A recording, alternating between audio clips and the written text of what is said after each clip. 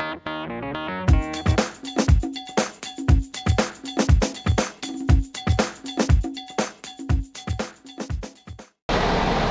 Simon Ditchburn. I'm the Managing Director of the Tudor Group of Companies, and in 37 degrees of heat you're watching the construction of the Cube condominium. And for the next 12 hours we're going to be pouring concrete in this basement.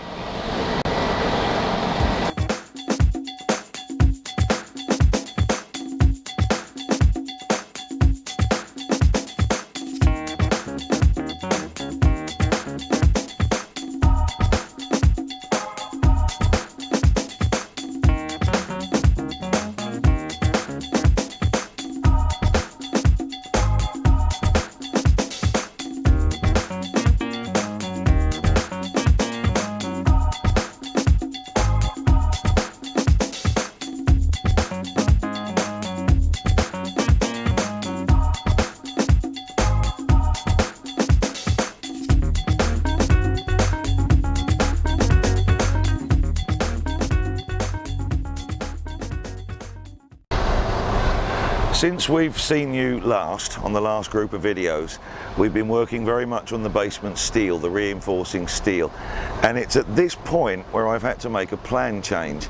And it's basically because of the heavy rains that we've had in the last couple of weeks. You see, it's automatic for me to have a thinking of European construction. And we don't have to deal with flash floods and those heavy rains that you have to deal with here in Pattaya. And last week is a really good example. Now, we don't have the massive flash floods up here on the hill. It's a lot lighter here on the hill. Of course, down in the valley there, the streets completely flood out. But nevertheless, we still have to cater for the rain, those heavy downpours of rain. And it's a complete possibility that you see the surface water on the top, but what people don't seem to realise is that water is flowing underground just as much as it is on the surface. And it's completely possible for that underground water to wash away some of the earth below this slab and create a crater directly underneath, an air pocket underneath this basement slab. And the last thing that I want to happen is something like this.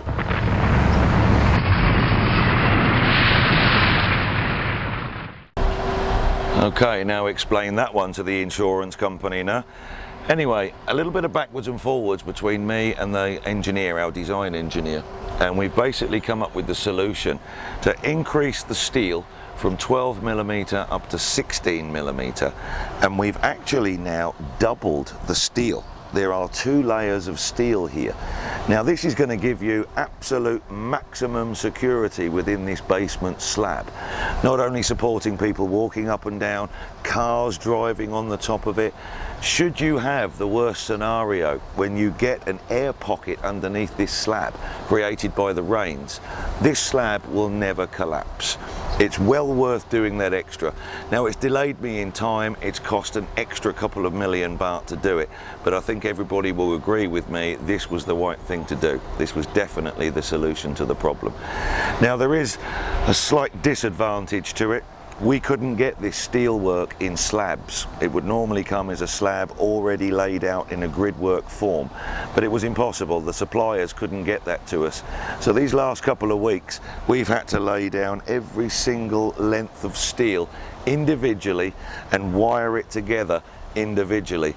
So again, it's put me back on time, but it was the right decision to make. The area behind me here will be the juristic offices, it's the staircase and it's the lobby, the entranceway in. Now it's all on the basement level, and you'll notice that it's a step higher than the actual car park level. To save time today, we've put in a 4-inch beam, and we'll pour the concrete up to the level of the 4-inch beam first, and then secondly the lower level of the car park. So it allows me to actually do the step but in one pour of concrete at one time. Okay, it's a little bit loud here because I'm standing right next to the concrete truck and the pump machine, but basically we're expecting about 30 trucks of concrete to arrive here today over a 12-hour period, and that's going to be continuous pouring right the way through. I've set everything up as easy as I can today so we can deliver the concrete exactly where we need it. So nice and simple, the concrete goes into the pump, it follows all the way through that pipe, and we can actually deliver the pipe and the concrete right in the position where we need it. Now when you're doing 12 hours of concreting, you need to make it as easy as you possibly can. Now right at the front line here, you can see all the concrete being pumped in, but you can also see what I was talking about earlier about the step. How the higher area is stopped by the beam, and then you bore into the lower area to level all of that step at one time.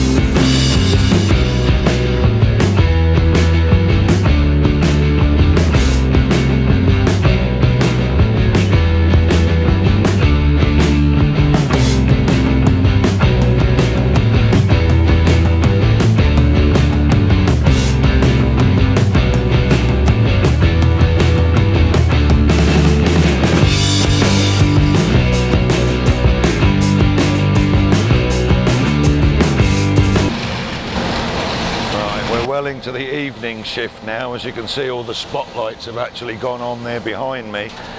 They've been working at this now for 10 hours and I'm incredibly proud of them today. Just 16 men have done this concrete slab today. 10 hours so far, estimate about 2 hours to go, and real hats off to them because they've done this today in 40 degrees.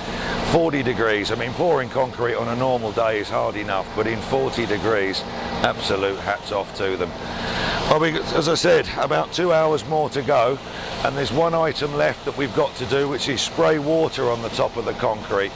Doing this in 40 degrees of heat, we're worried that the concrete will dry too quickly and it can actually crack the surface of the concrete. So we're going to spray everything with water trucks afterwards and try and slow down that drying process.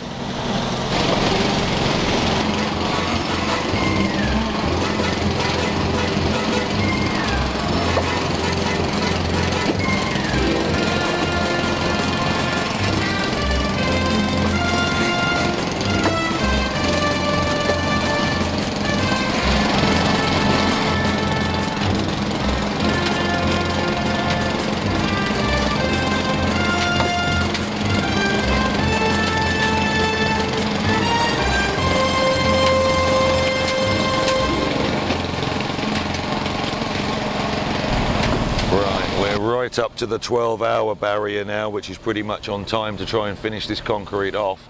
And as you can see, as a last item, we're spraying the entire surface down with water. It's been 40 degrees today with this concrete pour, and what people are worried about is the concrete will dry too quickly.